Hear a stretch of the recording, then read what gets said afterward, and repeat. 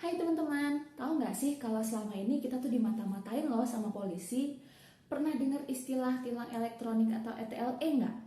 Oke, jadi semisal kita lagi berkendara, terus kedapatan melakukan pelanggaran seperti nerobos lampu merah, nah kita nggak akan kena tilang yang secara langsung diberhentiin sama polisi, tapi perilaku kita akan ketahuan sama kamera pengawas, dicekrek, dikirim ke database pusat, terus nggak lama lagi akan datang deh surat dari polisi ke rumah, dan ya itu namanya kita kena tilang dan harus bayar denda.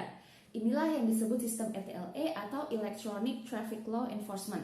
Nah, dengan cara ini sebenarnya jadi lebih praktis dan efisien sih, karena udah bukan zamannya lagi tuh polisi cegat kendaraan yang melanggar terus dikasih surat tilang, tapi malah lebih serem dan lebih tegang kan kalau tiba-tiba ada surat dari kantor polisi ke rumah kita.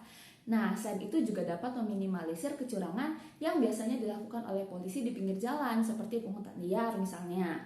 Nah, tapi teman-teman, walaupun kelihatannya jauh lebih kekinian dan lebih mudah, ternyata praktiknya di Indonesia nggak sesimpel itu loh. Buktinya, beberapa daerah di Indonesia masih sering terjadi kegagalan dalam sistem ini. Kenapa ya kok bisa? Ya, ternyata kata data menunjukkan bahwa masyarakat belum diedukasi sepenuhnya tentang sistem ini, sehingga mereka bingung dan nggak tahu harus apa. Dan nggak cuma masyarakat yang belum paham, tapi petugas kepolisiannya juga nggak jarang loh yang masih nggak ngerti sama sistem ini dan malah miskom antara petugas karena adanya multitafsir. Selain itu, nggak jarang juga ditemukan data yang tidak sinkron karena belum diperbaharui. Sebenarnya masih banyak lagi kegagalan-kegagalan dari sistem ini, seperti budaya masyarakat Indonesia yang malah kabur dan nggak mau bayar denda. Nah, untuk itu ada beberapa cara yang bisa dilakukan oleh pemerintah ya, khususnya dalam pelaksanaan sistem ETLE ini beneran sukses. Oke, jadi cara yang pertama dan terutama adalah pemerintah perlu banget ngeresmiin undang-undang yang khusus hanya mengatur sistem ETLE ini secara mendetail, yang pasti juga harus didukung sama alokasi anggaran ya. Lalu dari segi sumber daya harus ada pelatihan dan pendidikan keterampilan untuk petugas kepolisian. Tidak lupa, masyarakat juga perlu disosialisasikan soal kebijakan ini. Apalagi sekarang kan zamannya sudah maju ya.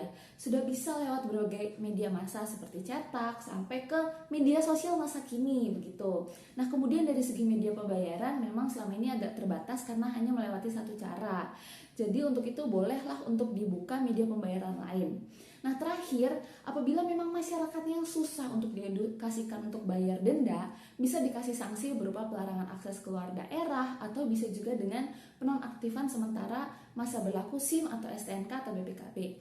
Nah, begitulah tentang ETLE ini.